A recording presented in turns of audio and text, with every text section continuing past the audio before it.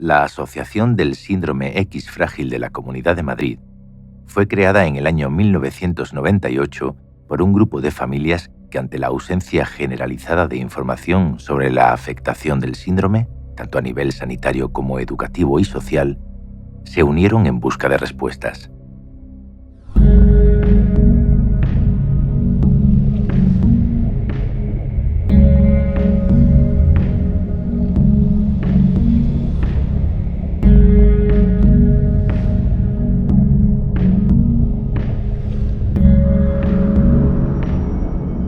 ¿Y esta? ¿Esta es tuya o de tu hermana? Mi hermana. ¿Es la princesa de Mario? Sí. ¿Sabes que a mí me gusta mucho el Mario? Sí. Yo tengo la Nintendo Switch. Me llamo Pablo Cano, tengo 27 años y vivo en Alcalá de Henares. No, pero quítate. Lo que me gusta de cada uno. ¿Lo que te gusta de cada uno? Sí. Ah, pues mira, pues igual. O sea, ya no es quiero cambiar de coche, no. ¿Qué terapia nos viene mejor? Hola, me llamo Paloma, tengo 21 años, soy de Alcorcón y bueno, nací en Madrid, claramente. Afortunadamente una fisioterapeuta nos dijo ir al Niño Jesús, allí ya enseguida... Venga, que vaya, mira, te da un abrazo. Who's that? Mommy. Mommy? Who am I? Daddy. Daddy, good one. Who are you? What's your name? Sí. ¿Vale? Y sobre todo aconsejarte lo que deberíamos hacer. Estaba por decir que Ahora tenemos unos momentos más esto, pero el colegio... El síndrome X frágil era totalmente un desconocido en casi todos los ámbitos. Desde que un lumbreras dijo, y estoy hablando de hace 60 años, que mi hermano tenía burbujas en el cerebro, el hecho cierto es que él no se desarrolló normal y llegó a una discapacidad intelectual que entonces nadie diagnosticaba. Es que nadie nos entendía. Si tú ibas al médico y le decías, oiga, que le advierto que el niño tiene síndrome de X frágil, y me decía, ¿X qué? A mí me lo dijeron con cerca de 3 años y vamos, yo no había oído en mi vida. A mí cuando me dijeron que tenía X frágil dije, ¿pero de qué me estás hablando? ¿Qué es eso? ¿Pero mi hijo va a ser normal? A mí lo que me preocupaba era eso. Poco a poco lograron encontrar profesionales con los que arrojar algo de luz sobre el síndrome y sobre lo que implicaba tener uno o varios familiares con X frágil, teniendo en cuenta que por entonces no existía el acceso a Internet tal y como hoy lo concebimos. Gracias a la unión de las familias fuimos encontrando especialistas que habían estudiado algo al respecto. Esto es hace 35 años ya. Me dijeron que no era problema, que yo no tenía ningún sello ni nada que les hiciera pensar que pudiera tener un hijo con discapacidad, y nació mi hijo Ignacio, con mucho miedo por mi parte, pero nació estupendo. A los 4 años pensé a los 3 años que era buen momento para tener un segundo hijo y lo pedí de nuevo. Ya sabía que aquello que yo pedía era algo que se llamaba consejo genético. Hasta que ya después de muchos errores diagnósticos de que era esto, que era lo otro, que se descartaba una cosa, se descartaba la otra. Uno de los logros fundamentales de la Asociación del Síndrome X Frágil de la Comunidad de Madrid ha sido que el propio síndrome no sea ya tan desconocido para el estamento médico, aunque la evidencia del día a día nos enseña que aún queda mucho camino por recorrer. Preguntaron si habíamos hecho pruebas genéticas y nosotros no la habíamos hecho porque el médico inicial al que fuimos no lo consideró pertinente. La contestación de los médicos fue: eres una histérica, pero ¿no ves que ha nacido Ignacio bien? Y yo, que trabajo en un hospital, tampoco lo había escuchado nunca. O sea, que fue gracias al cole, a los profesionales del colegio, y eso que estábamos con foniatras, con psicoterapeutas, y habíamos puesto un poco de medios para que poder estimular a Marco, y hasta que al final empezaron a hacer las pruebas. Pero es que ya estábamos embarazados de Valentina. Eso es. Pues bueno, siempre un hermano le va a ayudar. Y es que nos animaron a tenerlo, ¿no te acuerdas? Siempre. Sí. Nos derivaron a la par, a genética. De hecho, nos habían recomendado tener hermanos para que tirasen de él, porque no sabían qué le pasaba. Nos volvimos detectives. Y... O sea, sabíamos más que cualquier médico. Prácticamente ya sin diagnóstico el niño. O sea, era la leche. Y bueno, en estos momentos, después de 21 años, sí que ya hay más profesionales que conocen el X frágil. Desafortunadamente no todos, ni todos los que deberían, pero sí que ya no nos hacen esa pregunta de ¿X qué? Que nos hacían en esos momentos. Nuestro objetivo primordial es mejorar la calidad de vida individual y familiar de los afectados y de las personas que conviven a diario con el síndrome X frágil. Para ello, nuestra asociación actúa en 3 líneas. Pues X frágil es los genes, de la familia. Yo lo llevo de los genes.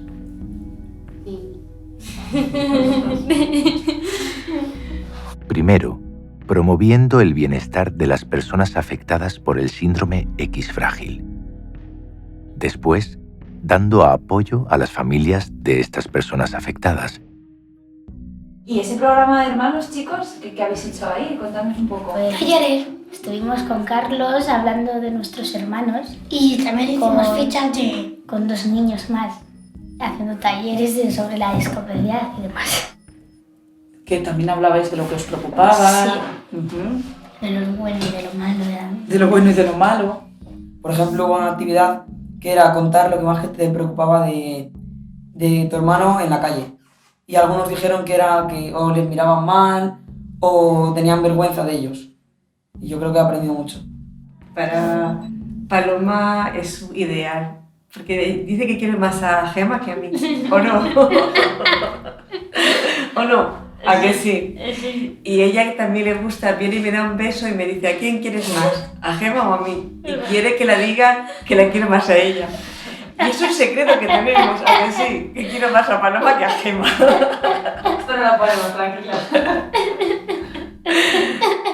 Cuando íbamos a cumpleaños, que pues con los sonidos fuertes y demás se agobiaba, explicarle al resto de gente de nuestra edad cuando él hacía sus movimientos estereotipados, qué significaba. No sé, para mí nunca ha ocurrido algo en negativo, sino al revés, en positivo. Pero sí que es verdad que la gente todavía pues necesita sensibilización y un poco de conocimiento sobre este tema.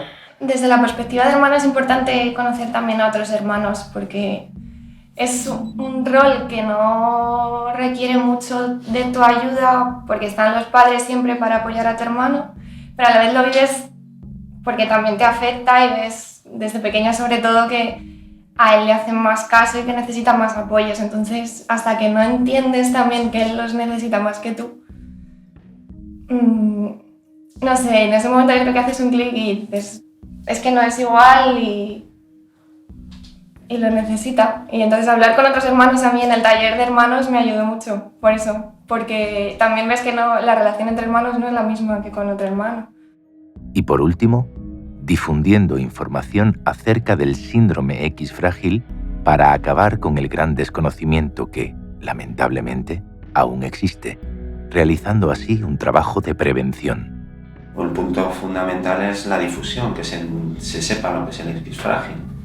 Tú y yo no lo sabíamos, no lo sabía. Todo era normal, todo era normal. Y luego ese momento cuando ni siquiera los profesionales, después de tanto tiempo que estuvimos llevándole al médico, a un montón de especialistas para que saquera el diagnóstico, que tardaron tanto, y a nadie se le ocurrió hacernos la prueba genética antes de tener al otro niño. Sobre todo, recomendarnos un consejo genético antes de tener otro niño. A nadie se le ocurrió. El neuropediatra nos dijo que la mejor era que yo me dejara la obsesión y que Juanjo me dejara embarazada. Así, con esas palabras fue. Y al final el neuropediatra nos dijo que no nos había hecho el cariotipo porque mi hijo no tenía cara, a lo que yo me quedé un poco con la boca abierta. La Asociación Síndrome X Frágil de Madrid desarrolla 2 programas de intervención específicos. Yo les diría que no tuviesen miedo y que no se pusiesen nerviosos Porque al final con paciencia y dedicación todo se puede hacer y te puedes salir adelante y al final pues podrás ver a tu hijo o hija en un futuro independiente, con su trabajo y normal. Sí, pero lo que quiere decir Jorge, bueno, que con dedicación, pues el futuro se lo pueden forjar en condiciones.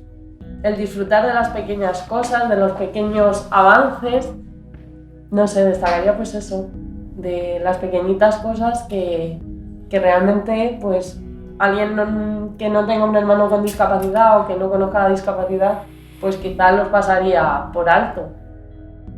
Por un lado, inclusión, enfocado a los más pequeños. Aborda la actuación directa sobre el entorno familiar y educativo, orientando a las familias y profesionales de apoyo para contribuir así a un mejor desarrollo global del afectado.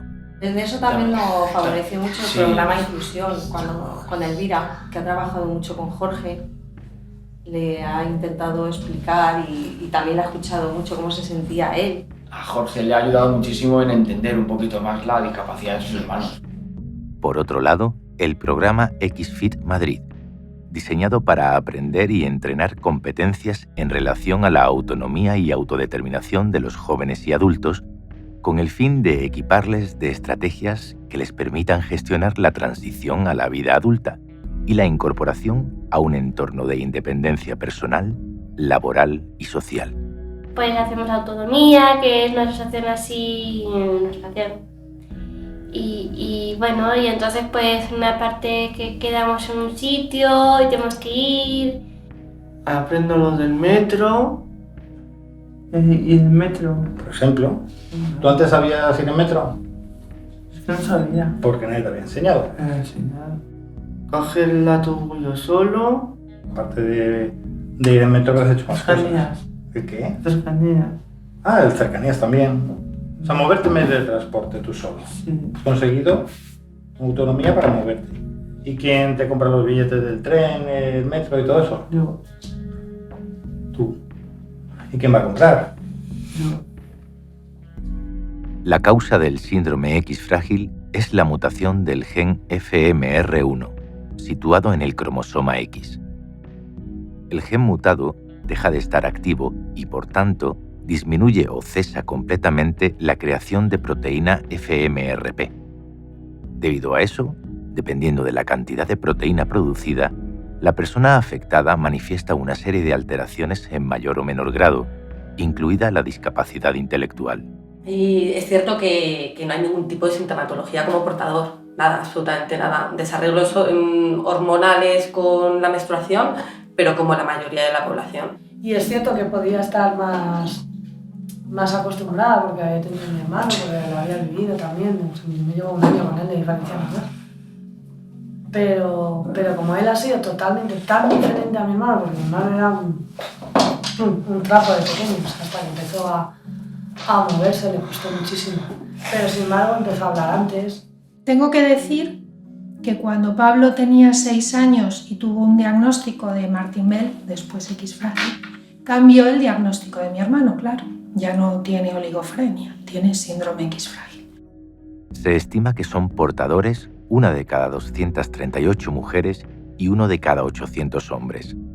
Estas personas no manifiestan ningún síntoma en las etapas iniciales de su vida que pueda hacer sospechar a priori que son portadores. Pues sí, fue un tiempo muy bonito, de que, pues eso, los preparativos siempre de pues, el primer hijo, que pues, esas cosas tan bonitas, que compras una cosa, compras otra. Dormía estupendamente, comía también estupendamente. Sí. Tenía brazos, cara, cabeza, sí, bien. Sí, ese miedo que siempre tienes de qué pasará, vendrá bien. En los primeros meses todo bien, la verdad es que hacemos una vida de padres primerizos normal, ¿no? No había nada que nos avisase de que algo diferente a lo que se supone que es normal puede ocurrir. Y bueno, pues pasó.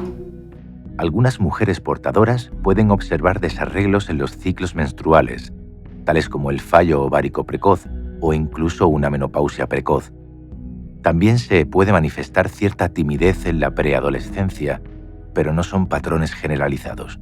queríamos todo el rato que a Diego también le hicieran pruebas genéticas para ir adelantando y el médico nos decía, hacemos esta prueba de síndrome X frágil y a partir de aquí, si da negativo, pinchamos a los dos, hacemos, porque al final es una prueba muy sencilla, un análisis.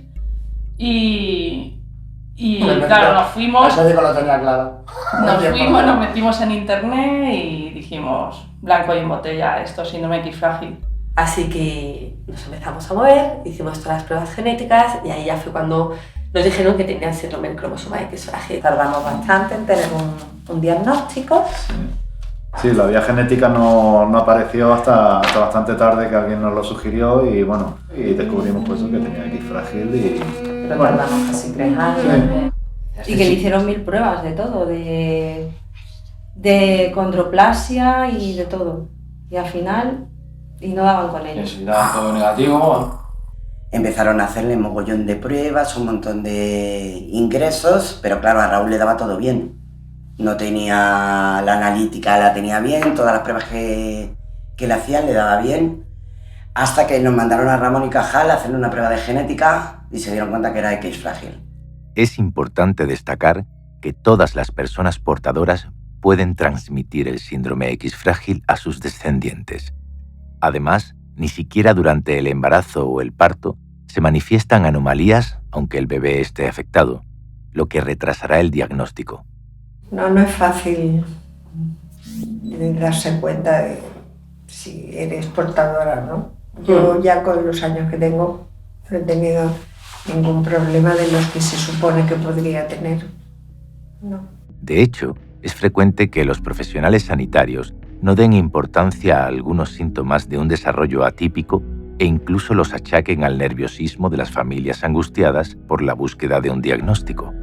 Hugo, por ejemplo, tardó como 3 años observando a su hermano cómo usaba los mandos de la Play y ahora es una máquina. Pero le ha costado mucho estar mirando cómo se usa una Play. ¿A que sí? Incluso va a participar la semana que viene en un torneo de FIFA. Sí. O sea... Las personas afectadas, es decir, con mutación completa del gen FMR1, también pueden transmitir el síndrome a sus descendientes. El número de repeticiones está siempre por encima de 200, lo que se manifiesta en discapacidad intelectual y alteraciones de comportamiento a nivel comunicativo, social y emocional. Tuve una prima lejana que tuvo un niño con el síndrome de X frágil y entonces, bueno, pues toda la familia nos hicimos un estudio y yo descubrí que era portadora. Entonces decidí quedarme embarazada de mi tercer hijo, ya sabiéndolo, y me hicieron una biopsia corial y salió un falso negativo. Me invitaron a una boda de la hija de una prima de mi madre de La Rioja. Se lo dije a mi marido, a Félix, y me dice, pues se lo tienes que decir. Esta, que es la novia, tiene todas las papeletas para ser transmisora de X frágil. De repente, que venga un familiar lejano de Madrid, que hace años que no ves, que te vaya a decir que a ver si tu hija y sus hijos van a tener un riesgo de una enfermedad genética, es un tanto duro. Se lo dijimos Félix y yo. La cara se les nubló. Con el tiempo, yo creo que si no me han hecho un altar en La Rioja, pues poco les falta, porque pudieron evitarlo, porque efectivamente todas eran transmisoras. El síndrome de X frágil se comenzó a estudiar al finalizar la Segunda Guerra Mundial y actualmente constituye la principal causa de discapacidad intelectual de origen genético y hereditario en todo el planeta. La mutación no entiende de razas, cultura o género. Está presente en todas las sociedades del mundo. Hace 12 o 13 años le preguntaba siempre al ginecólogo que si yo iba a heredar el fallo ovárico precoz y la menopausia precoz que había tenido mi madre, y me decían que si estaba loca, que yo tranquila, y ya después de un diagnóstico de síndrome X frágil en la familia me doy cuenta que mi mamá tiene fallo ovárico precoz porque es portadora del síndrome X frágil y sí es hereditario. Entonces, una vez que te enteras de todo esto ves que es duro. Mis hermanas tuvieron muchos problemas para quedarse embarazada y a mí cuando me dijeron que una de las causas era eso, dije, bueno, mis hermanas son portadoras seguro. Pues no. Yo soy la única que no he tenido ningún problema para quedarme embarazada y he sido la única portadora. Yo se suponía que no podía tener hijos, que no sabíamos todavía el porqué, pero yo tenía diagnosticado que era estéril y que no podía tener hijos, así que Víctor pues fue una sorpresa.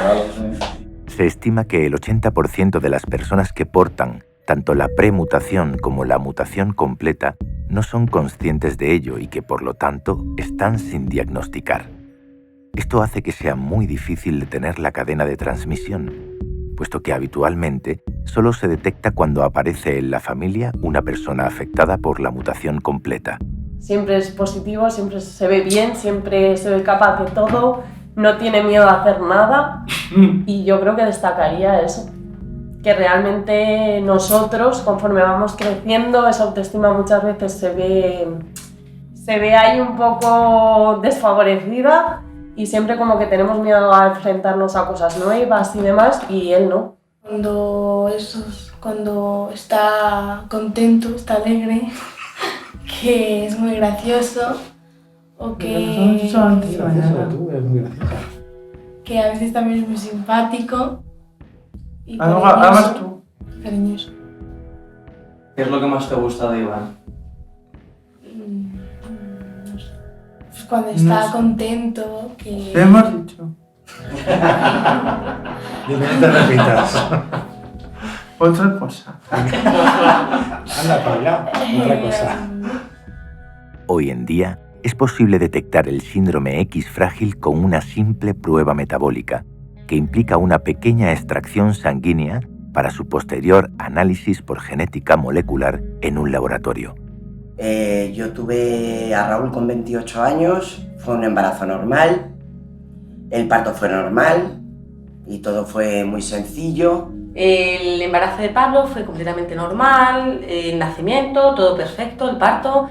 Y el embarazo fue todo normal, no hubo nada así que indicase ningún tipo de anomalía. Y en el 2008 llegó Alejandro después de un embarazo muy bueno y muy bonito. Yo me quedé embarazada de mi hija, me costó mucho, incluyendo una operación de ovarios, pero nadie pensó que fuera nada extraño. Tuve a mi hija, que muy mona, muy tal, y luego tuve a mi hijo y realmente mis hijos fueron deseadísimos, porque ya con la mayor, que costó tanto, pues cuando llegó el segundo, que fue como, oh, ¿qué ha pasado? Me he quedado embarazada otra vez. El primer médico, que era familiar, tuvimos la enorme suerte que nos dijo esto inmediatamente, llevarlo a psiquiatra infantil, porque no corresponde el tiempo que ha estado escayolado y todo eso, tiene que tener algo más. Un embarazo normal y tardamos mucho tiempo en darnos cuenta. A los 6 meses que empezó a estarnos. Tú en el embarazo evidentemente no notas nada, en los partos nada, empiezas a notar algo. Cuando el niño se supone que tiene que empezar a andar y hablar, que tú ves que el niño no anda ni habla como los niños de su edad. Después de los primeros 6-7 meses ocurrió algo que de golpe, de un día para otro, y fue que el tamaño de la cabeza le creció una barbaridad. Entonces, pues no sé, la pediatra le consulté y le dije, oye, mira, fíjate que el perímetro craneal dice que se sale del percentil no sé cuánto para los 9 meses que tiene. Y nos pusimos sobre la pista de si pudiera ser hidrocefalia.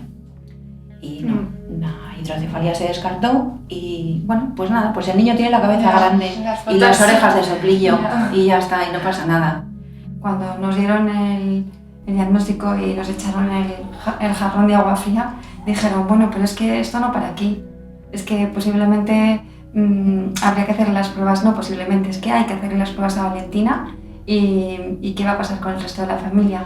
Cuando por fin se obtiene el diagnóstico acertado, suele ocurrir que las familias sientan cierto alivio. La ansiada etiqueta permite, en la mayoría de los casos, digerir la situación y preparar el futuro. En este aspecto resulta de gran utilidad el movimiento asociativo. Nos mandaron a la pediatra y bueno, llegó el calvario de diagnóstico. Hasta los 5 años de edad de Alejandro fue imposible saber que era X frágil. Pasamos por TEA, por TDAH, por TEL, hemos pasado por todos los diagnósticos. Trabajamos mucho también Nunca le faltó apoyo, la verdad, que fue...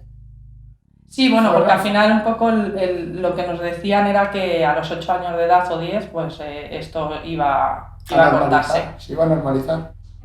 El embarazo fue todo normal, la Asier nació y aunque nosotros, su padre y yo, notábamos algo raro por mucho nerviosismo y poco contacto visual y poco provocarnos, la pediatra y la enfermera todo era normal, el niño tiene un ritmo, no les extrañaba nada. Y ya con 7 meses al niño no sentarse ni tener gateo. La moto. Fuimos al neurólogo, que igualmente nos dijo que es que el niño era vago y había que ponerle boca abajo. Sí, le hicieron la prueba aquella de la hidrocefalia que se descartó y yo creo que poco más. No le hicieron muchas más, que había que dejarle y que cada niño tenía su ritmo. No. Y bueno, y así estuvimos hasta los 7 años. ¿Por qué no se mueve igual, no llora igual? Me dijeron, es que es un niño institucionalizado. ¿Y eso qué es? Pues que ha estado los primeros meses de su vida en un hospital y entonces no se le ha estimulado igual. Era una época en la que a las madres no nos dejaban estar las 24 horas con ellos en el hospital porque no se podía prácticamente entrar. Pues hasta los 20 meses nada, no habrá que hacerle mayores pruebas ni historias. Vamos a esperar a que pase el verano, seguramente que se espabila. Hasta que Raúl empezó, se supone que tenía que empezar a andar sobre 12 meses. La pediatra siempre me decía que no me preocupara, que hasta los 18 meses no pasaba nada. Y que hasta los 18 meses no le haría pruebas, porque era muy chiquitito, no hablaba y casi no andaba. Pero que era lo último que pensaba él, como era niño, que no tenía ningún rasgo físico, pues le dijeron que sea sotos. Y luego cuando llegamos a genética, ya con Valeria, nos dijeron que qué pintábamos allí, que si no queríamos asumir lo que tenía el niño. Y es que a alguien se le olvidó mandarnos un informe médico que tenían desde 2009, pero bueno. Se les había extraviado. Sí. Bueno, yo aparte para más remate soy pediatra, entonces claro, yo había cosas que como madre no quería ver y como pediatra veía, entonces... Pero como me había salido negativa la biopsia corial, y yo, pues bueno, nada, pues el niño va más lento. Pues ya con 3 años y pico, un neurólogo decidió hacer la prueba y efectivamente salió que Andrés tenía síndrome de X frágil. El simple hecho de poder conversar e intercambiar dudas con personas que ya han pasado por el mismo trance es muy conciliador y validante. Yo hubiera pedido que te quedaste un poco así, como que hubiera sido culpa tuya, lo de Javier y eso. No sé si es culpa mía, pero me quedé con una sensación un poco. No, que fuera culpable de... O sea, me quedé hecho. Pero no. Con este síndrome hay alguna relación con que haya crisis epilépticas. Bernal no había tenido nunca ninguna, pero en un verano, haciendo los 8 años, la tuvo, la primera. Y bueno, pues lo que ocurre en estos casos. Primero le pasó a la abuela, no estando nosotros allí, que se llevó un susto la mujer, se le llevó al hospital y a ella nos pusieron sobre la pista. Cuando tu enemigo tiene nombre y apellidos, tienes ya un pasito adelante ganado, algo a tu favor.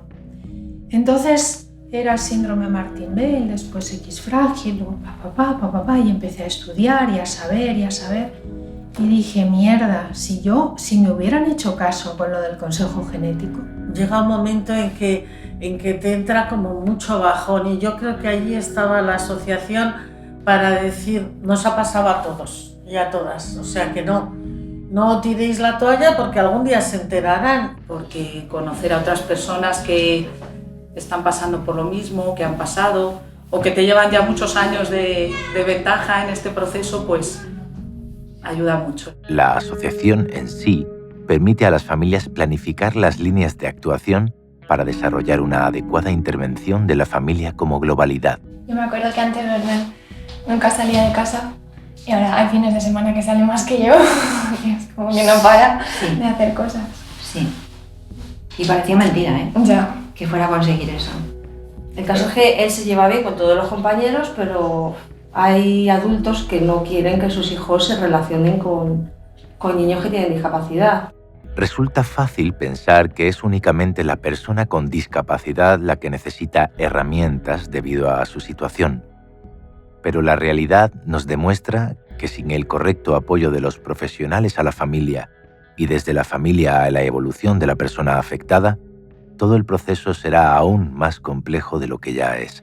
Mis padres nunca me han dicho, oye, tu hermano tiene una discapacidad. Yo la verdad que lo fui descubriendo poco a poco.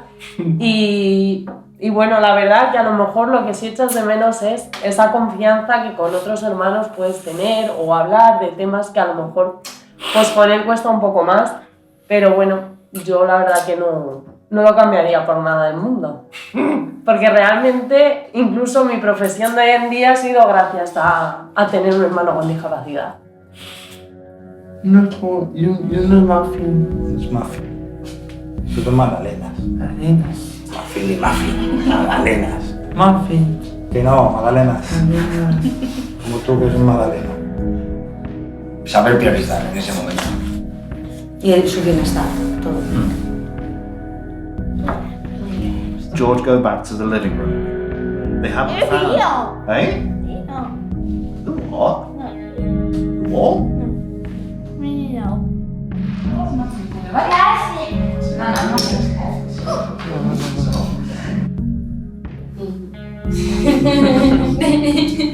Oh, macho, son culturetas.